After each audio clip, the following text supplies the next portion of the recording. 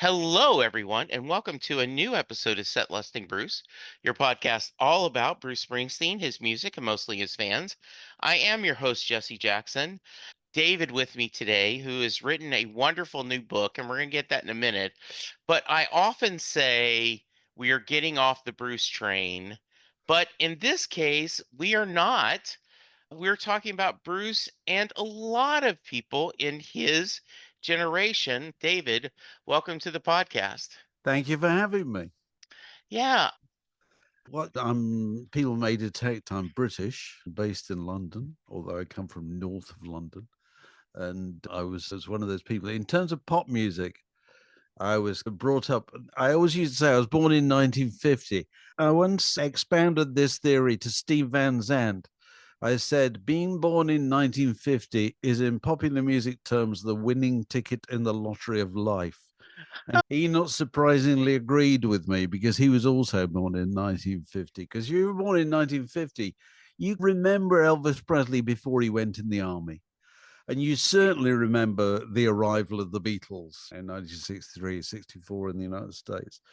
And all that excitement. And you were still getting about unaided and paying attention to music when punk rock came along in the late 70s and so forth. So I've had a lifetime of association with popular music, either writing about it or editing magazines about it or broadcasting about it or latterly writing books about it. And what I write about in my most recent book is it covers most of my life, really, which is that these people who were your kind of fantasy friends when you were 14, 15, and you had their picture on your bedroom wall, they're still here now. That's the really strange thing. And you still have a kind of relationship with them, against them. And it's a curious and kind of unique relationship, really, between us and our kind of rock and roll heroes that, as I say, we acquired when we were 13, 14, and they're still there now. That, to me, is a very interesting subject. I think so too. And I was born in 59, so I missed that part of it. And I'm going to ask you in a minute what kind of music you're listened to growing up. But my mother and father he was born in Tennessee, she was born in Louisiana, and Southern country music was all they were interested. Though my mom did love 50s rock and roll, like Bobby Darin, Fats Domino. In fact, I'm looking at a Fats Domino album that I got after she passed.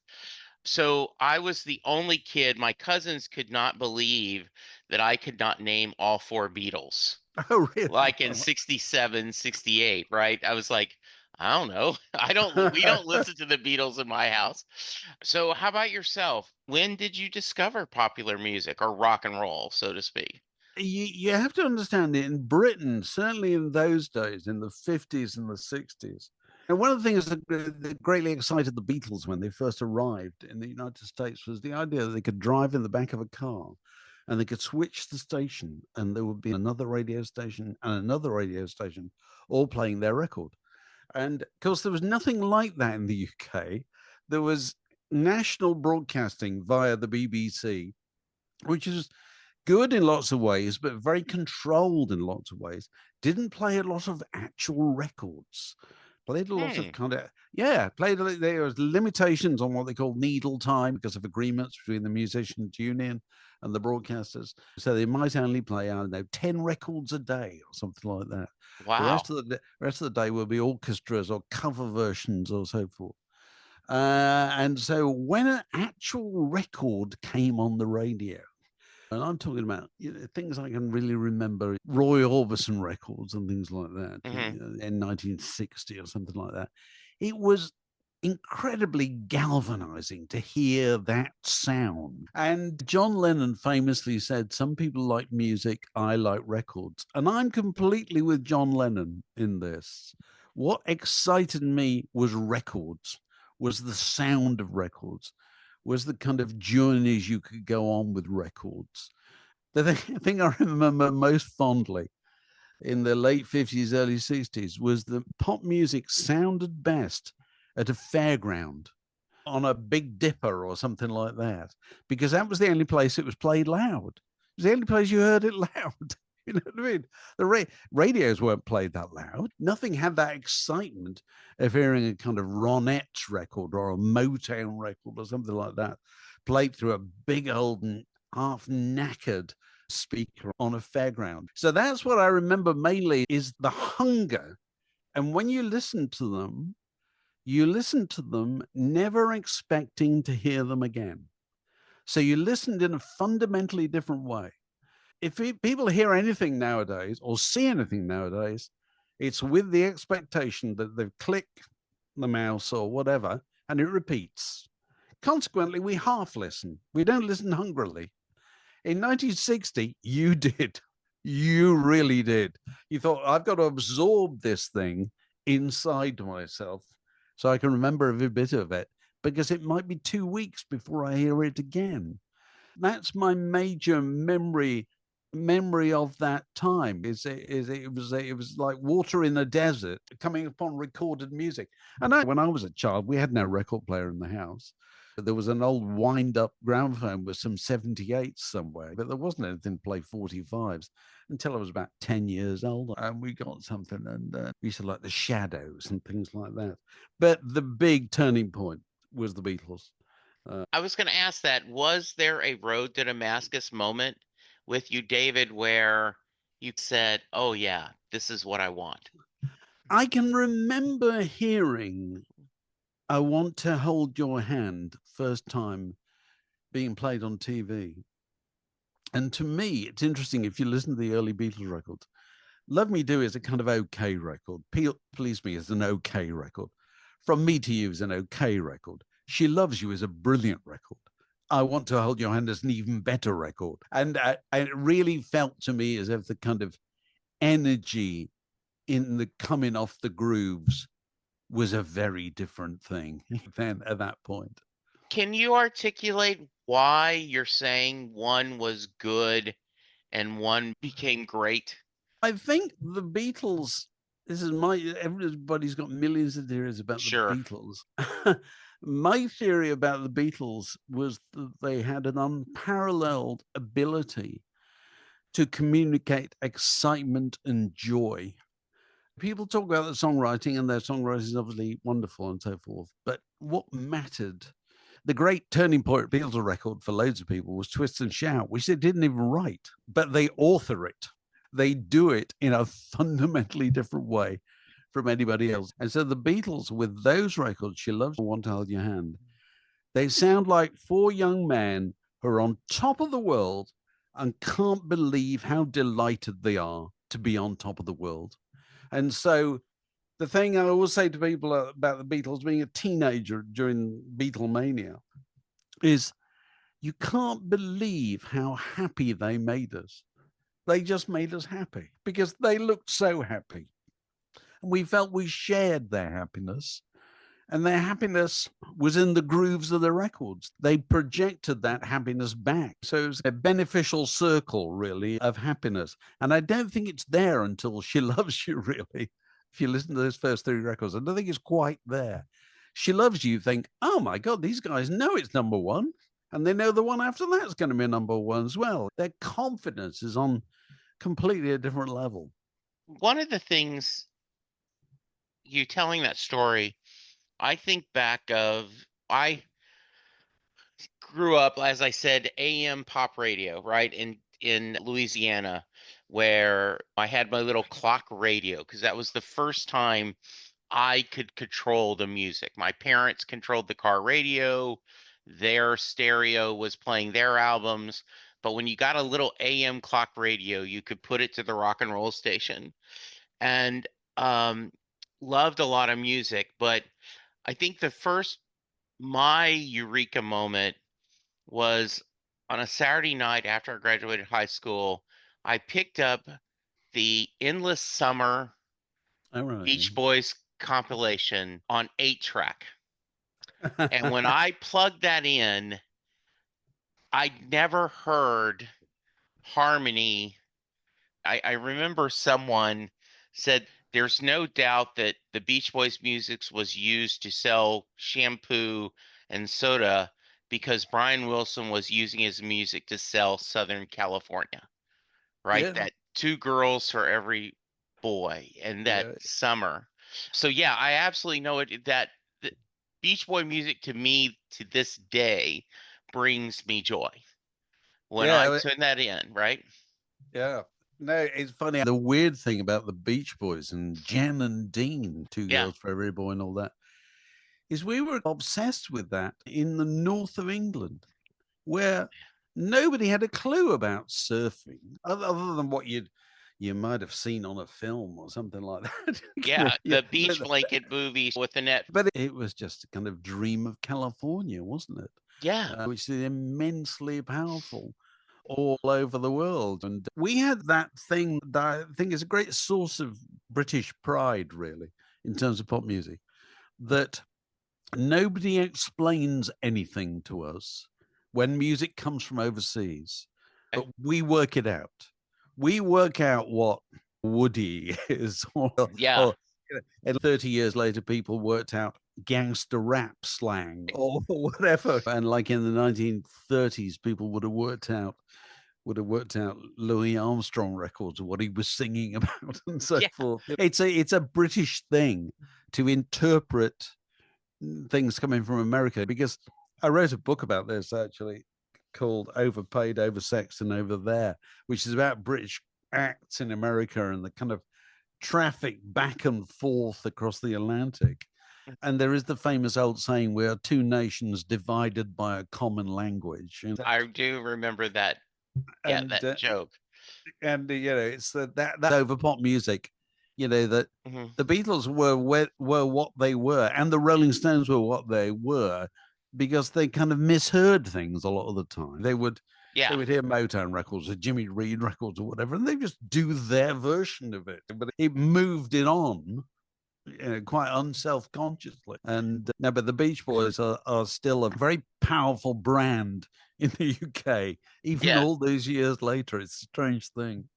David, I remember in an interview, Bruce talked about he was going to be the new Dylan. And he said the new Dylan was only, I think, 30 at the time, right? Like, how can you do this? And Little Steven is often is talked about too, that before, and I don't really, you could probably articulate the dividing line that you had a few songs and you moved away, right? Like Frank Sinatra, there's recently a documentary about Elvis's comeback special that the model was if you wanted to be Frank Sinatra, you went into movies because you can't stay a career as a musician. Yeah, And that's the premise, not totally, but a little bit about your book is what I thought is the idea that, and you start with Live Aid, yeah. that Paul McCartney is the senior statesman and he's in his 40s, He's for God's sake. 43. He's 43. There he goes on stage. Good grief. He's managing to go on stage without the aid of a walking stick. He's going to he's going to sing Let It Be when the microphone eventually works. And how old is he? How old? 43.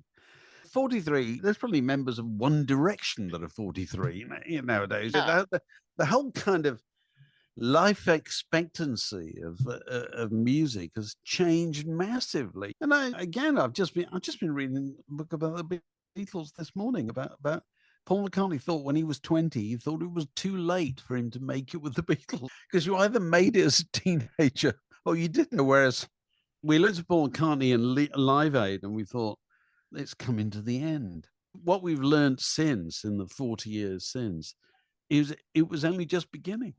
It there, was a yeah. whole second career on a totally different scale. I had a guest, and I wish I could remember who it was because I talk about it all the time. He said that in 99, he was at the E Street Band reunion tour, and he was in the pit, and it struck him. He said, this is it. This is the Yes. peak of my Springsteen fandom. They'd broken up. they've come back together. I've gotten to see them perform, and maybe they'll do a oldies tour every once in a while, but this is it. And he says, I wish I could go back in time and tell this young idiot, you don't know what you've got to see. You're at halftime. You have Yeah. Bruce doing The Rising and Wrecking Ball, playing the Super Bowl, doing Broadway, touring around the world. Letter to You. His career is at halfway, not. What give me a thought on okay, the book is Hope I Get Old Before I Die, Why Rock Stars Never Retire. I have started it. It was midnight last night here in Dallas, and I went, oh, I gotta turn off the light because I'm getting up and it's David's afternoon, my morning. But I'm intrigued by everything I've read so far. So talk about the origin. Why, what you've obviously written other books, and I want to talk about them too. But what about this one did you say, yeah, I want to talk about this? I was interested because nobody had written a book about what you might call the third age of rock stars, Yeah, which is what we're in now. There's a million and one books about the kind of origin stories of all kinds of people. But it struck me that I'd been fortunate enough to be along to see the beginning, yeah, to see the middle, and now to be seeing the end. And that's what I wanted to do because it struck me that a lot of things had happened. It's a story not just about them, but it's a story about us at the same time because we're the people who drive it. The reason that Bruce Springsteen and anybody else you care to name, Paul McCartney, the Rolling Stones, whatever, are still active is because there's still a very keen audience who want to see them. yes, And the reasons they want to see them, I think, are interesting because I don't think they're always conscious of. There is the theory that when people go and see, I don't know, U2 or something, when they play yeah, in Las Vegas, half the value is just seeing them come on stage and seeing there they are, the friends of my childhood. They're together. It's a very emotional thing for people. And I think the same thing applies with Bruce Springsteen. The conclusion I've come to, I've seen Bruce Springsteen loads of times, probably not as many times as you have, or your listeners have. And what I've come to, the conclusion I've reached is what I'm interested in is Bruce Springsteen and the E Street Band, because that's the show. And the show is a life story enacted every yes, time he gets on stage. And with a full cast of characters who were all given character names, weren't they? yeah. Way back when, Miami and Professor, The big man. the Yeah, big man, all those kind of things. And the conclusion I've reached is that what makes him unique, Bruce Springsteen, is that ability to tell a huge, great story on a massive scale. It's a lifetime production of which you get to see the latest installment. That is where the kind of emotional force of it comes from. And it wouldn't be the same if it wasn't Steve Van Zandt and Nils Lofgren. yeah, It just wouldn't be the same because here's this, I also think about how amazing it was that whenever he did it, in the early 70s or whatever, he came back from seeing his parents move to California. And he came back and he said, from now on, it's Bruce Springsteen and the So-So Band. Now, that takes a lot of nerve when you haven't made it. yes, yeah, That takes massive belief to stand in front of a bunch of guys who probably think they're as good as you and say, no, I'm the boss here right. in the nicest possible way. Pardon the pun, but yes, I'm the boss, and you are an incredibly important cast of supporting characters. Because the story from here on, because the record company maybe just gave me a big advance, right through to now, yeah, is the story of how this 6-stone weakling somehow made himself into something on a scale that nobody could have believed. and sustained it for however many years. That's an amazing tale. And when you go and see him now, you're still thinking about that.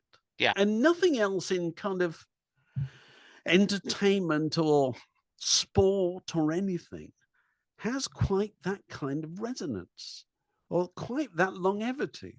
Yeah.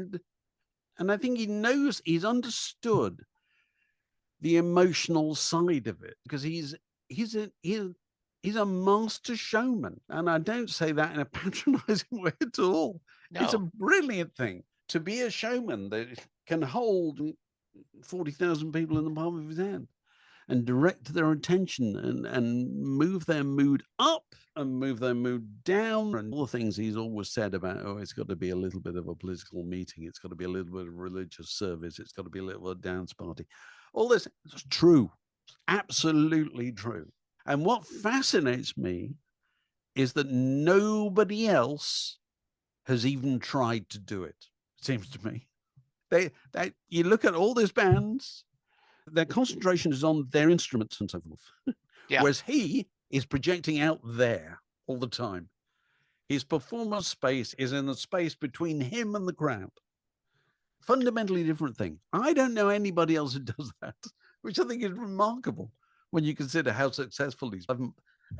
I just think it says a lot about the kind of the short-sightedness of a lot of rock bands, actually. Whereas he's always had that big vision. I know that a friend of mine said once, all apologies to Disney World, but the happiest place on earth is a Bruce Springsteen concert. And I know in 2002 was the first time I got to see him live, based on just economic situations and where I lived and circumstances. I was thrilled. I was finally going to see Bruce live. And it was the Rising tour, and I had not spent a lot of time listening to the Rising. So I knew Born in the USA, Tunnel of Love, a few of other songs, not as many. I felt like I walked into a movie halfway through the film, and I could tell it was a really good film, and I wanted to know the rest. And I'm now hit 20, and I keep wanting to go to the next. In 23, there was a little bit of controversy because he wasn't changing the set list up as much as he has done in the past. I didn't care. I just wanted to be in that. I wanted to be in that arena. Whether it's a good ticket, bad ticket, I just want to be in that quote unquote Church of Springsteen and get caught up exactly as you're saying, that emotional journey he takes us on. The first time I saw him was Thanksgiving 1980 Okay. in Madison Square Garden, just about a week before John Lennon was murdered. And I've often thought back to that. So he would have been what, 30? Yeah, because he was born in 49, right? So it's 59, 69, 79. So he would have been 30. Yeah. And I very often try and think back to the audience in Madison Square Garden, however many thousand of them there would have been. I don't think that there would have been a single member of the audience over the age of 40 in those days. Right. They just wouldn't have been. Right. That's one of the respects in which the world has changed massively since Live Aid, because Bruce at the time of Live Aid, Bruce Springsteen had only just started playing outdoors, hadn't he? At the time of finish that story. He played outdoors for the first time at Slane Castle in Ireland. Yeah. Presumably on the belief that if it's going to go terribly wrong, let's have it go wrong somewhere a long way away from home. That's what tends to happen. And he talks about it in his autobiography, doesn't he? Yeah. Half time he wanted to quit. He hates Yeah. it. And Landau said, you've got to get used to it. Of course, he got used to it. Everybody gets used to it. But that's the point to which the audience for live music becomes far bigger than it had ever been before, because you're accommodating 40, 50,000 people or something rather than 8,000, 10,000. And it was a huge thing in the UK because it was on the one national television channel kind of thing. The whole nation was watching it. And it also was a very fortunate event in that the sun shone, which is by no means something you can rely on in London, even in June. So the sun shone, and so it just looked fabulous. And people sitting at home thought, there's Queen or The Who or whoever doing their greatest hits, and there's the audience waving their arms back side to side. That looks like fun. And I always feel that prior to Live Aid, the audience for live rock and roll was a kind of self-selecting bunch of mainly male, the kind of people who queued up all night outside venues or sent off staff address envelopes and so forth. And since then, what we've seen in the subsequent 40 years is the audience for live music. It's your neighbors. It's everybody. It's people that live down your street. It's your children's teachers. It's the bank manager. It's absolutely everybody. What happened at the same time, which has happened so gradually, it's almost imperceptible, is I think it ceased in a lot of respects being about music. And I think it's more about what you might call spectacle. And which is natural in the sense that if you're performing for 50,000 people, they're not going to be coming out discussing the subtleties of the middle eight of the of Adam raised a cane or whatever, are they? They're just not going to be doing it. Yeah. What they're going to be remembering is the big gestures, the fireworks at the end, or the Courtney Cox interlude, Dancing in the Dark. But he's still stuck with it in one way or another. He did till COVID, yes. But so there's this thing fabricated for a video that looked like a commercial, and then made part of the show. And so when you go and see the show, it's almost like a commercial arrives in the middle of the show. You know what I mean? And suddenly everybody knows what they're going to get. And it's just going to be a different dance partner or whatever. Yeah. And that's ritual. That's spectacle. And people really like it. They really like it. And if you go Madonna or Britney Spears or Taylor Swift or whatever, they've got their equivalents, because that's what happens when the scale gets beyond a certain size. And he's always understood this, to be fair to him. He's always understood that if you play a large show, it has to be about the audience. You have to feel that the audience is part of the show. They're not just there to listen to your new album. Yeah, there are similar to a mass or a religious service where there are things, right? Up until recently, Hungry Heart, and they still this day, the audience sings the first verse. Yeah, there you go. Because that happened once and it clicked, right? After COVID, this stopped. But up until COVID, he would bring someone up on stage and people would bring signs like, hey, I want to dance with Patty. Can I dance with Jake? There is Badlands where everyone chants during the instrumental. So he's going to the heart stopping, pants dropping. Yeah. And the other point when you're mentioning is used to be the line for the women's facilities would be longer and the guys could go in and out. Nowadays, the line to the men's. I wasn't going to go into the medical side of it, but yes. It is the they can no longer prostate. Yes, this is true. I noticed this at a Bob Dylan show at the Albert Hall a few years ago, and clearly Bob Dylan had allowed for it. It was a half-hour intermission. Exactly, and it is. Yeah, I can remember my first show was like ZZ Top or Foghat or something, and it was all young people, a lot of marijuana, obviously. And now then, when you go to any show, depending on the venue, but I'm 65. So is there anyone under 40 in this thing? But there is, because there are generations now going that they grew up listening, their parents played them Springsteen or Nitty Gritty Dirt Band or whoever. And it is fascinating now how there's this wide range of people attending live shows. And it's also a lot of it's economic as well, in the sense that I think if young people go, it's very often paid for by an elderly relative, whereas I don't think it would have been 40 years ago at all. Because the thing that changed, like I said, it used to be to get a ticket, you had to queue up all night or turn up at the box office or whatever.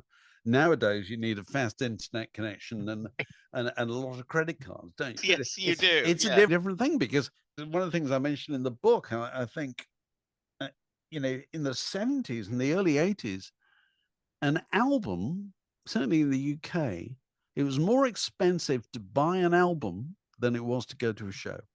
Yes.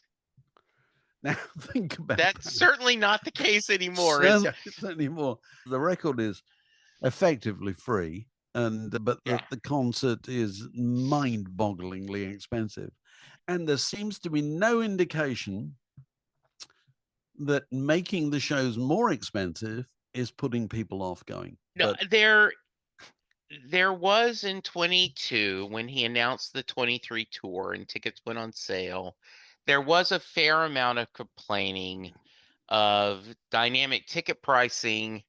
And yeah, I said, I think, because I listened to a lot of complaints, and I said, I think there were some people that they will not be satisfied unless they get to go to the shows they want to go to in the section they want to attend, paying the price they want to pay. it is. Because I would say, hey, I got a ticket in for $100. Yeah, but you're in the nosebleed session. Yeah, yeah. Okay, yeah, but I'm at the show. No, I won't go if it's that late. Okay, then understand there's a lot of other people that feel that way. And so you're gonna have to pay $700-800. And yeah, I mean, it's like football. The prize people pay for football grows all the time, but it doesn't stop people. Exactly. But the interesting thing to me with people like Bruce Springsteen, the kind of long distance acts, Yeah. is that people go and see them nowadays pretty much like they used to follow football. They still follow football teams, Yeah. which is, if they're playing, I've got to be there. Whereas I don't feel that any longer. You Yeah. know, I've seen Bruce Springsteen 25 times or something. I don't know, whatever. Yeah. And it doesn't desperately bother me if I don't go and see him next week. I Right. can get over it. I go and see something else. And because I think it becomes a form of kind of train spotting or kind of Yeah. No, one-upmanship. it is. I realized a couple of jobs ago, I had a boss and he said, I can't believe you're flying to New York. You're taking vacation time to see Bruce Springsteen when you've already seen him Yeah. once this tour. And I didn't want to tell him this was my fifth show that tour, right? Quite. My latest musical obsession is Americana artist Jason Isbell. And so we have tickets to see him on a Sunday night. He's going to be in Austin, and I'm debating on, do I want to drive to Austin, see him one more time, and then we'll see him in Oklahoma on Sunday night. It is the same as following your favorite sports team, where you just want to go. Nobody. You see what you've outlined there, going to see Jason Yeah. Isbell twice in a few Yeah. days or whatever. You will not be alone in doing this at No. all. 40 years ago, that habit did not exist. Yeah. Nobody did that. Nobody did that for Bob Seger in 1984, because it's all part of a revolution in people's attitude to leisure and all kinds of things. And Yeah. the amount they will pay for Yes. things, for experiences and all those kind of things. And I can't blame Bruce Springsteen or anybody for charging what they know the market will pay, because what they've found is if they don't charge it, somebody else will charge it. Exactly. They won't get that money. No, they no matter how much you try to get rid of scalping, the reality is they are smarter than you will ever be. They will get the tickets and they will sell them on the secondary market. Yeah. And there are, as much as we sit there and try to be moral, oh, I wouldn't. Push comes to shove, someone is going to pay that ticket. They you know? are. They are. Madison Square Garden in 1980. Yeah, The audience for Bruce Springsteen was between the ages of whatever, 17 and 35, right. arguably. Now it starts as 7 and it Yes, goes to 80. Universe is massively bigger. And yes. the idea that all those people are going to get what they want when they want it at the price they want it, It's it's just, nonsense. It's not going to happen at all. yeah, And I'm sure Bruce Springsteen would probably be the first one to say, if you can't afford a ticket to go and see me, or can't get a ticket to go and see me, go and see somebody else. yeah, and I agree. I bet you he would say, look at the local venue. There is an up and coming singer-songwriter band, that you could go and pay 25 bucks for and have a great time and probably meet them after the show. They will Absolutely. come up to you and go, David, thank you so much for Yeah, coming to our yeah, live show. this is true. I've actually had that experience. Um, So we moved to Dallas in 86 from our small town in Louisiana. And so around 88, 89, Deep Ellum here in Dallas, Edie Brickell and the New Bohemians, a bunch of other local bands were playing, right? And so we would go and they would start to recognize our faces. yeah, this is it. And they would come back and go, hey, and I would joke, when I go see Billy Joel, he doesn't come after the stage, find me and shake my hand and go, thanks for coming out. Yeah. And so mixed. So, David, once again, we're talking to David Hepworth. Hope I get old before I die. One of the things I love about the book, it is a collection of stories. I love stories. What were some of the deciding points of the stories you included in the book, or if you didn't include it in the book? It's just, if I happen to know a story, really, yeah, Okay. it's as simple as that. Because I've always, my interest in popular music is, people say you're really passionate about music. And I don't know if I am really. I like music. I love music. What I'm passionate about is stories about music. Yes. I'm really interested in stories about music, in how things happened and why they happened, and the kind of the curiousness of them. And so I've tried. The book is thematic as well as chronological simultaneously, which is a bit of a trick to pull off. Yeah. But there's certain things I just had to include. I wanted to include a whole chapter about the Grateful Dead and Cherry Garcia ice cream, because I just love the idea of that. The idea that the Grateful Dead, these kind of psychedelic outriders, these kind of, if we moved in next door to you, your lawn would die. They were a threat to everything that was decent and moral and American and so forth. And they end up being ice cream. Yeah. And so Jerry Garcia becomes immensely cuddly, avuncular figure around whom it's perfectly easy to associate the idea of ice cream. Yeah. And I'm just really interested in how those people, they became respectable. We've seen it in Britain, obviously, Yeah. where by the number of the people who've got knighthoods and honors and so forth. Started with Cliff Richard got a knighthood, I think, when John Major was prime minister. But then when Tony Blair became prime minister, and you suddenly had the arrival of a generation in power who had grown up with music, like Bill Clinton in the United States, Tony Blair in the UK. Tony Blair had been in a band and so forth at college. And so you suddenly started having receptions at Downing Street with Oasis and Paul McCartney and so forth. Yeah. And you were suddenly handing out knighthoods to Elton John and Phil Collins and all these kind of people. And also, it's incidents like the death of Diana, Princess of Wales, and the idea that the kind of crowning moment of what was a state funeral Yeah. was Elton John singing Candle in the Wind. Yes. It gives you an extraordinary idea of just how much the world had changed Yeah. at the time. That would have been utterly inconceivable in the 70s and the early 80s. And I was interested in the power of nostalgia, even for people who don't remember it. If they got grown up children They think they feel nostalgic for the 70s. They clearly don't remember the 70s. They weren't there. But there is a kind of a feeling when people watch the movie Almost Famous or something like that, that they feel drawn to that old idea of bands with a swagger and long hair and all that Yeah. kind of thing.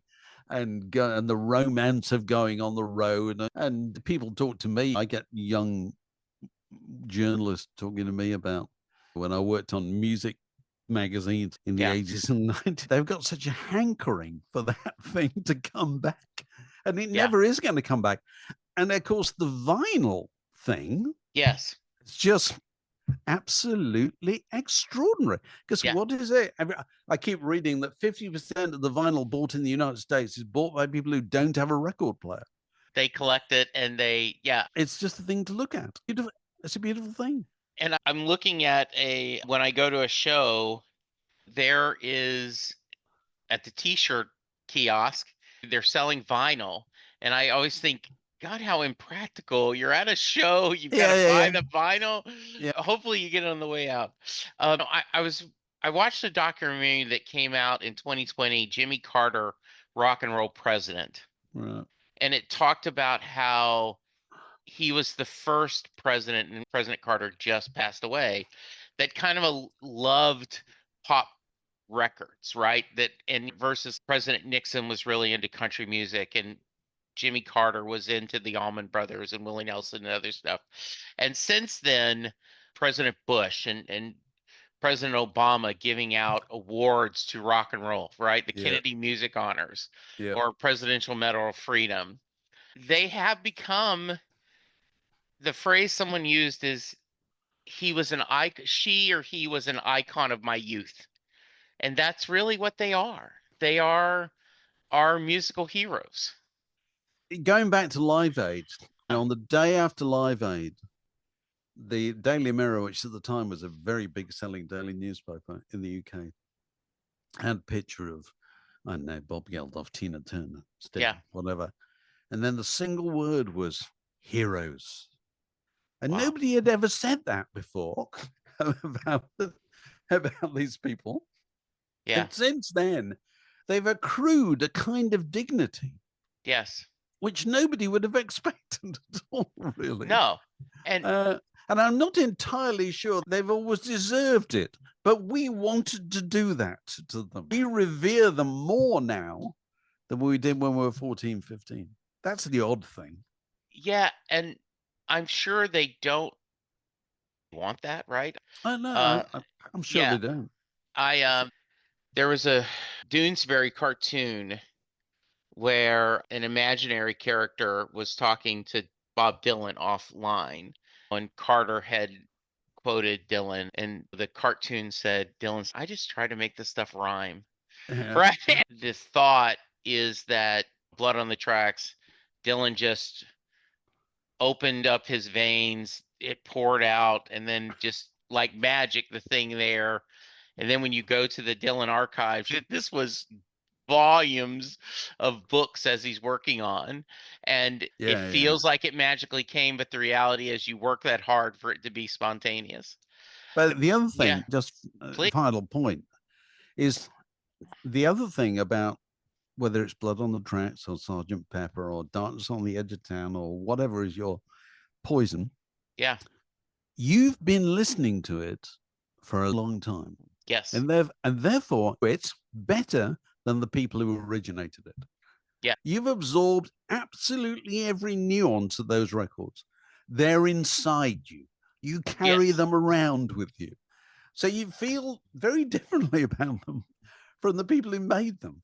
It was a job of work for the people who made them. Yeah. And then they moved on to something else. We have listened again and again and again. Everything nowadays we repeat endlessly, and Yeah. it's imprinted on us. So we have a very different relationship with it as a consequence of that. I had a guest, and she said that one of the things I hope, if there is an afterlife, is that they will tell me how many times I've heard Thunder Road, because I know it's countless times, right? And same thing for me. When I first heard Pet Sounds, I didn't get it because I was so used to the surf music. And now then, if you push me, David, Pet Sounds would probably be my favorite album. What a miraculous time that we can have this on our phones, on our computers, just that song, and we can play it again. And I agree with you. I remember staring at the radio, calling the DJ, "Hey, can you play this song?" Because you wanted to hear it again. And now then, it's a touch of a button. You can have any song, any world. Yeah, I'm yeah. going to give you a chance to tell people how to reach you and how to promote the book once again. Hope I Get Old Before I Die, David Hepworth. But I got to ask you the Mary question before I let you go and enjoy the rest of your afternoon. Thank you. I end every podcast with what I call the Mary question. And what that is, Jay Armstrong was an honors English teacher. He's now retired. But when he was teaching, he would give his students the lyrics to the song Thunder Road. They would read it as if it was a poem, discussing the imagery Bruce is portraying, the themes Bruce explores. And then he was asked his class at the end of the session, "Do you think Mary gets in the car?" So, David, there is no right answer. Just your opinion. Do you think Mary gets in the car at the end of Thunder Road? I'm going to say two things. Please.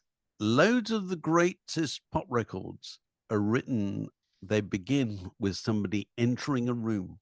She was just 17, that kind of thing. Every time you walk into the room, right? When you walk in the room, Jackie Shannon, no song better. Oh, great song.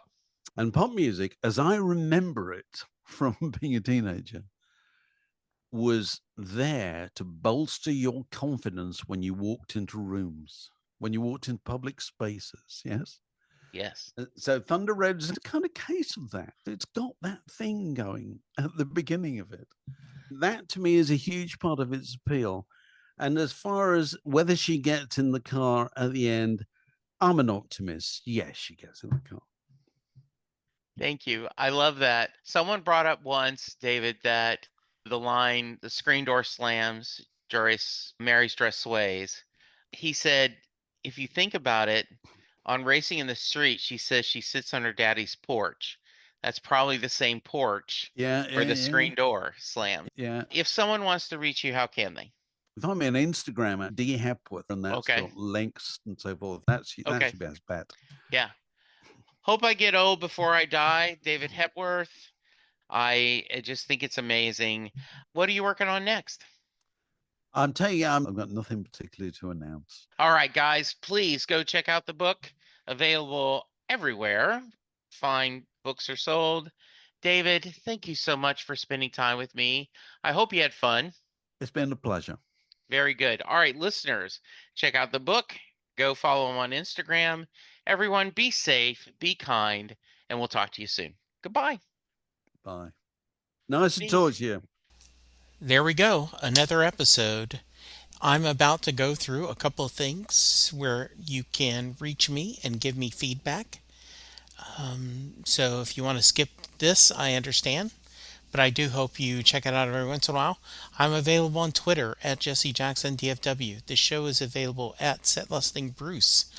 You can send me an email, setlistingbruce@gmail.com. You can send me a voicemail at 469-249-2442. I am currently doing a few other podcasts. Perfectly Good Podcast, John Hyatt from A to Z, where Sylvan Groth and I discuss every John Hyatt song in alphabetical order. My Babylon 5 podcast is Last Best Hope for Conversation, where Lou, Karen, and I discuss every episode of Babylon 5 in chronological order. I still am doing Next Stop Everywhere, the Doctor Who podcast with my brother in time, Charles Skaggs. And then finally, How Many Podcasts, the only podcast on the internet that counts, where my buddies and I discuss pop culture. You can go to our Patreon page and support the podcast for as little as $1 a month. You can go to our Facebook page, like, and please go to iTunes or wherever you get your podcast and leave a 5-star rating and review for all of the podcasts that I'm doing it's okay if you don't listen to them, but if you subscribe and rate, it really will make my day better. Thank you, and I will talk to you soon.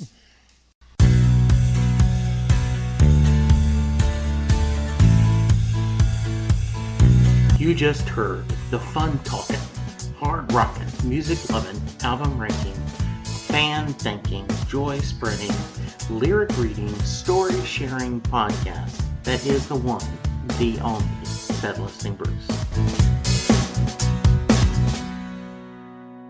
The theme for Set Listing Bruce was written by David Rosen, used by permission.